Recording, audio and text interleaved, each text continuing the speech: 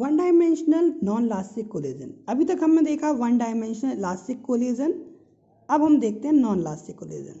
हम ऑलरेडी देख चुके हैं इलास्टिक और नॉन इलास्टिक कोलिजन में डिफरेंस, कि जब दो ऑब्जेक्ट एक दूसरे को टक्कर करने के बाद अलग अलग हो जाते हैं, अलग अलग, तो कौन सा कोलिजन कहलाता है?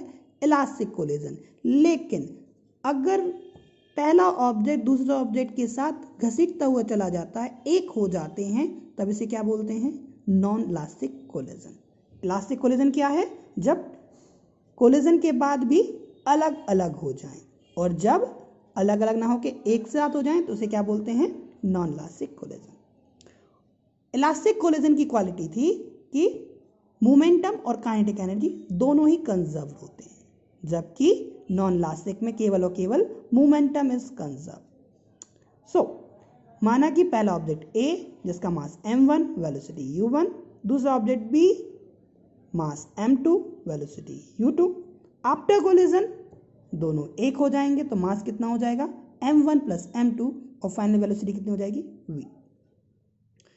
Condition of collision u1 should greater than u2, otherwise collision नहीं होगा।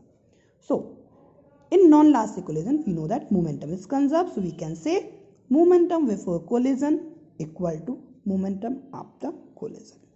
So सिस्टम का मोमेंटम बात करें तो सिस्टम का momentum before collision object A का मोमेंटम प्लस ऑब्जेक्ट बी का मोमेंटम। मोमेंटम का फॉर्मूला मास इनटू वेलोसिटी, तो मास m1 है, वेलोसिटी u1 है, तो m1 u1 plus object B का m2 इंटू u2, तो momentum before collision m1 u1 plus m2 u2 is equal to, यहाँ देखें तो अब सिस्टम एक ही है तो इसका मास कितना है? m1 plus m2 into velocity कितनी है? v। So now we can find the value of v equal to m1 u1 plus m2 u2 upon m1 plus m2, that is equation 1। Special case, if b is in rest before collision then u2 equal to 0। So what will happen? u2 equal to 0 हो जाएगा। हमारे पास answer क्या आ जाएगा? m1 upon m1 plus m2 into u1, that is final velocity for combined object v equal to m1 upon m1 plus m2 into u1, या v upon u1 equal to m1 upon m1 plus m2। तो अब ये जो final velocity है वो क्या होगी?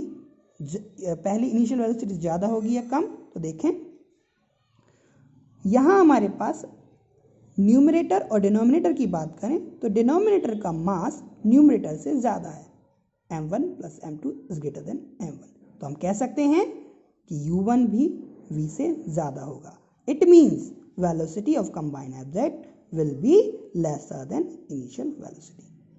अब नॉन इलास्टिक कोलिजन में काइनेटिक एनर्जी तो कंजर्व होती नहीं है, तो कितनी होगी काइनेटिक एनर्जी? तो kinetic energy before collision will be half m1 u1 square and kinetic energy after collision will be half m1 plus m2 v square।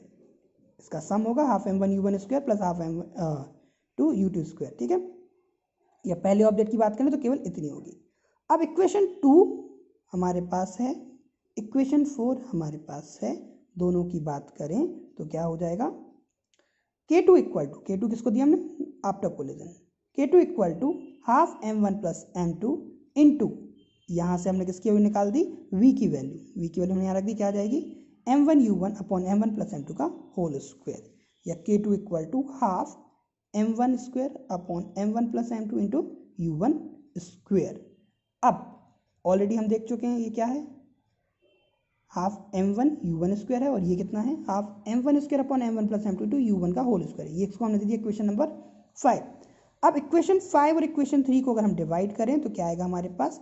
Half से हाफ कैंसिल हो जाएगा, u1 स्क्वायर से u1 स्क्वायर कैंसिल हो जाएगा, m1 से m1 cancel हो जाएगा, total answer क्या बचेगा? k2 upon k1 equal to m1 upon m1 plus m2।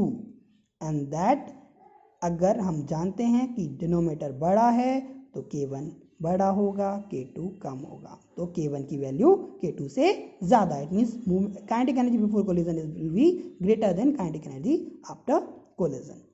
अब आता है कितना काइनेटिक एनर्जी में लॉस होगा। So change in kinetic energy equal to k1 minus k2। पहले कितनी है? 1, बाद में कितनी हो गई? 1, तो चेंज कितना आया, हम उसको माइनस कर देंगे, हमारे पास कितना आ जाएगा, half m1u1 square 1 minus m1/m1 plus m2, या वैल्यू पुट कर दी तो हमारे पास टोटल आंसर कितना आ गया, change in energy equal to this one, and this is called energy loss in kinetic energy. Two dimensional collision देखें, टू डायमेंशनल इलास्टिक कोलिजन, तो उसमें कैसे होता है कि हमारे पास एक ऑब्जेक्ट है जिसका मास a है, वेलोसिटी u1, दूसरा ऑब्जेक्ट b, वेलोसिटी u2।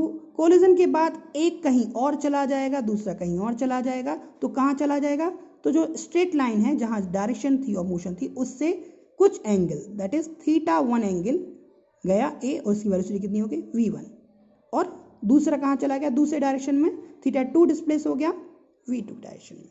तब इलास्टिक कोलिजन है तो काइनेटिक एनर्जी भी कंजर्व, मोमेंटम भी कंजर्व, तो हम क्या लिखेंगे, momentum kinetic energy before collision equal to half m1u1 square plus half m2u2 square equal to half mv1 square plus half m2v2 square. Half से half cancel हो जाएगा, क्या बचेगा हमारे पास, जैसे हमने इलास्टिक में देखा था, m1u1 square minus v1 square equal to m2v2 square minus u2 square, equation 1। अब काइनेटिक एनर्जी के साथ साथ क्या कंजर्व करना है, मोमेंटम भी कंजर्व करना है, तो momentum before collision is equal to momentum after collision. अब यहाँ हम दो डायरेक्शन मोमेंटम लेंगे, एक हॉरिजॉन्टल डायरेक्शन में, एक वर्टिकल डायरेक्शन में।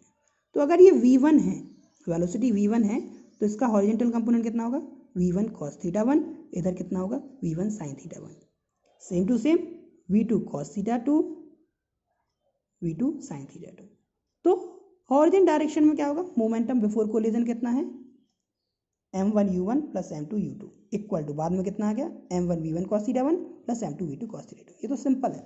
पर इन y डायरेक्शन की बात करें, y डायरेक्शन की बात करें तो पहले कितना है y डायरेक्शन में, कुछ नहीं, that means momentum before collision equal to 0, and बाद में कितना हो गया, इधर आएगा m1v1 sin θ1, और ये अपोजिट डायरेक्शन में जा रहा है, इसलिए हमने उसको क्या लिखा है, माइनस m2v2 sin θ2।